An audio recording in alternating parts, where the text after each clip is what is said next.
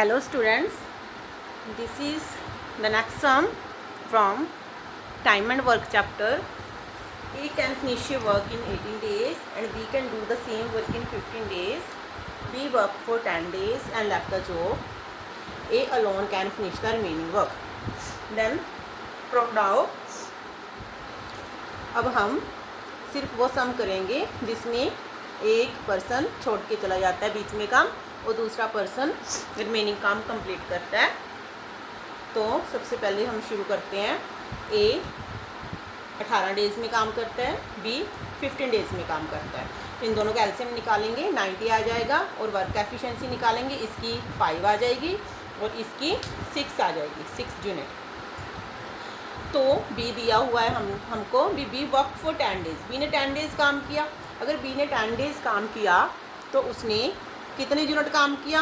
एक दिन में वो 6 यूनिट काम करता है, तो उसको 10 के साथ मल्टीप्लाई कर देंगे तो क्या आ जाएगा? 60 यूनिट आ जाएगा। वो 60 यूनिट काम करता है टोटल। तो रिमेनिंग कितना काम रह गया? 60 यूनिट तो उसने कर दिया ना। 90 से फिर बी छोड़ के चला जाता है 30 यूनिट काम जो है वो रिमेनिंग रह गया।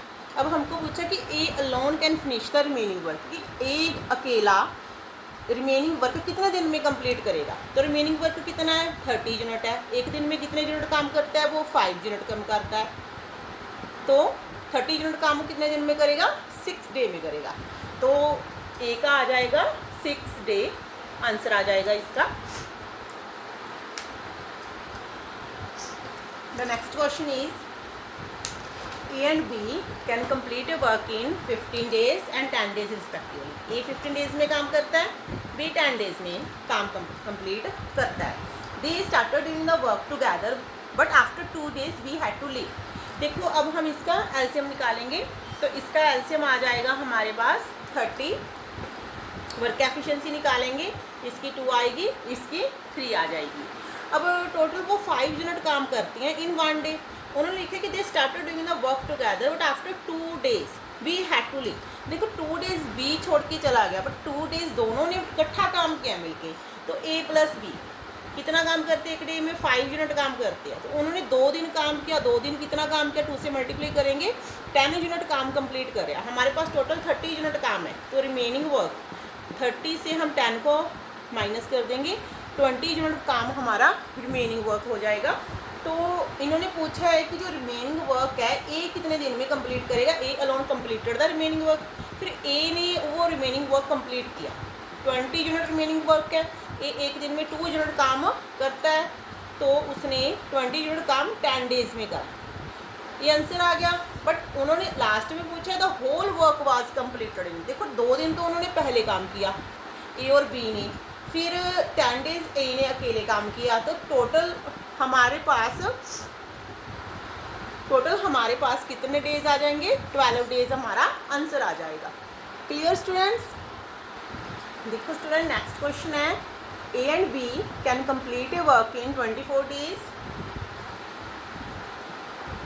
9 days and C in 12 days. सबसे पहले हम इसका एलसीएम निकालेंगे विच इज़ 72 और हम इसकी वर्क एफिशिएंसी निकालेंगे। इसको इसके साथ डिवाइड करेंगे, 24 3 जा एंड 8 जा एंड 6 जा।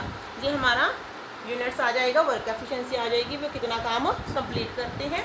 तो उन्होंने बोला है कि B and C start the work, the whole work was completed है। बी एंड सी काम स्टार्ट करते हैं। B and C start the work for 3 days and leave. B and C ने काम स्टार्ट किया और 3 दिन के बाद उन्होंने छोड़ दिया। तो हम बी एंड सी का देखेंगे। बी एंड सी एक दिन में कितना काम करते हैं? एक दिन में वो 14 यूनिट काम करते हैं। तो बी एंड सी 14 यूनिट काम करती है। तो 3 दिन में उन्होंने कितना काम किया? 42 यूनिट उन्होंने काम कंप्लीट कर दिया। 42 तो टोटल काम हमारे को पास 72 है। अब हम 72 से 42 माइनस करके रिमेनिंग वर्क निकाल देंगे। तो हमारा रिमेनिंग वर्क कितना आ जाएगा? 30 यूनिट्स हमारा रिमेनिंग वर्क आ जाएगा। The whole work was completed in. तो होल वर्क देखो 30 काम जो बी एंड सी छोड़ के चले गए, तो रह गया ए की वर्क एफिशिएंसी है 3, तो ए ने 10 डेज में काम कंप्लीट किया जो रिमेनिंग था, बट इन्होंने पूछा है होल, तो 3 दिन तो पहले काम होया ना, 3 दिन बी एंड सी ने किया पर काम तो हुआ 3 दिन, तो 10 and 3 हो जाएगा। तो हमारे पास 13 हमारे पास डे आ जाएगा, total whole work completed in 13 days. Clear students?